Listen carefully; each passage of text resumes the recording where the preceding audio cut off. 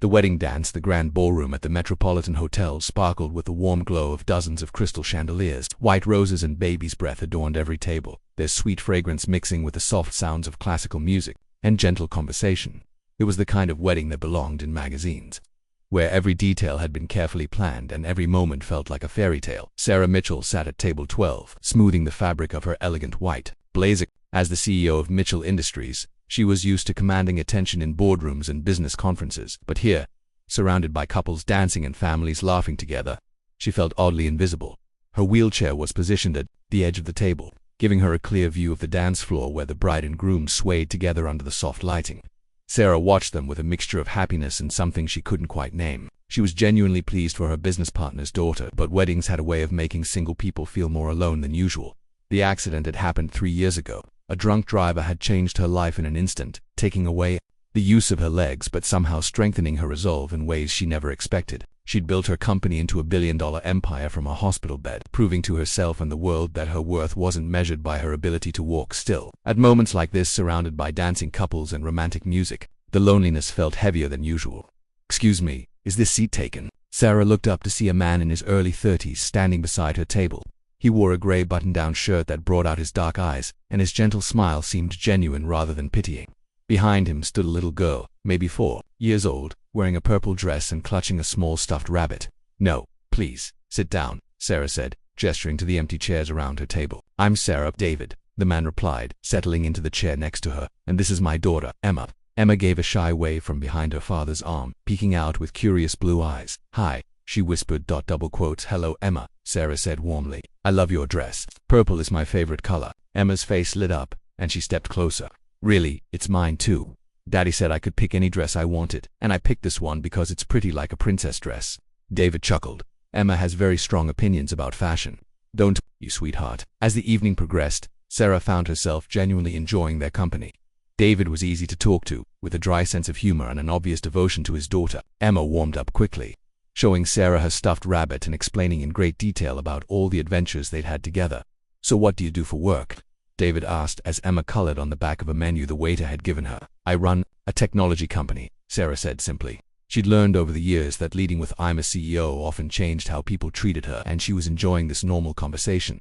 "That sounds interesting. I'm in construction myself. Nothing too exciting, but I like building things." Sarah smiled. "I think building things is very exciting. There's something satisfying about creating something that wasn't there before." Their conversation was interrupted by the band leader announcing the traditional father-daughter dance. Around them, men stood up and extended their hands to young girls who giggled and followed their fathers to the dance floor. Emma looked up at her father with hopeful eyes. "Daddy, can we dance too?"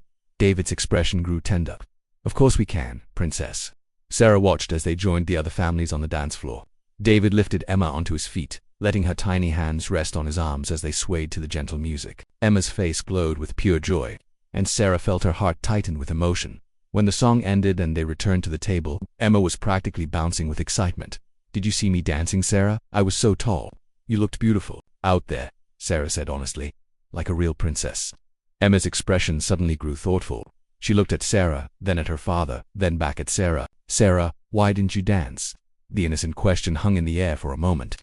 Sarah felt David tense beside her, probably wondering if his daughter had said something inappropriate. "Well," Sarah said gently, "dancing is a little different for me than it is for other people." Emma tilted her head, studying Sarah's wheelchair with the frank curiosity of childhood. "Because of your special chair." "That's right." Emma was quiet for a moment, then her face brightened with an idea. "But you could still dance if someone helped you, right? Like how Daddy helped me be tall."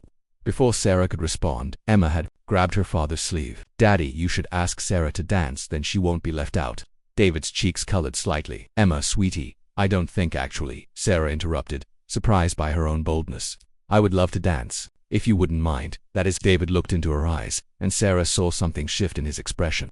"I would be honored to dance with you." The band had started playing a slow song, something soft and romantic that seemed to wrap around the ballroom like silk. David stood and moved behind Sarah's wheelchair, his hands gently gripping the handles. "Is this okay?" he asked quietly. Sarah nodded, feeling nervous and excited at the same time. David carefully maneuvered her wheelchair toward the dance floor.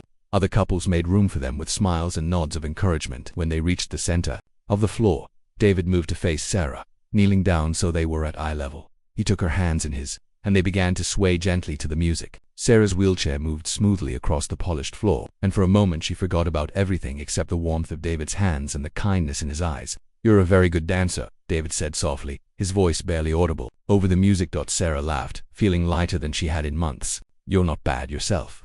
From their table, Emma watched with delight, clapping her hands together. Other guests had noticed them too, but not with pity or awkward stares. Instead, Sarah saw smiles of genuine warmth and approval. As the song drew to a close, David squeezed her hands gently. "Thank you for letting me be your dance partner." "Thank you for asking," Sarah replied.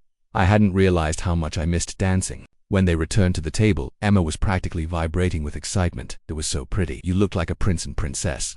The rest of the evening passed in a warm haze of conversation and laughter. David and Emma stayed at Sarah's table, making her feel like part of their little family rather than a guest dining alone.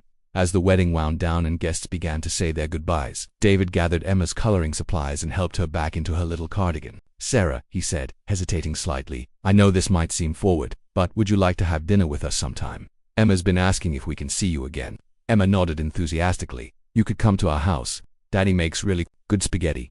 Sarah felt her heart skip a beat. "I would love to have dinner with you both." David smiled, and Sarah realized it was the kind of smile that made her believe in possibilities she'd thought were close to her forever. 3 months later, Sarah found herself at another wedding, this time as David's official date. Emma served as their self-appointed dance instructor, showing them new moves she'd learned in her ballet class. As they swayed together on the dance floor, Sarah realized that sometimes the most beautiful dances happen not when you're standing, but when you're brave enough to let someone else help you move through the music of life. "No regrets," David whispered in her ear as the song played around them. Sarah looked at him and then at Emma, who was twirling nearby in her new dress, and knew she had never been happier. "Only that it took us so long to meet," she whispered back.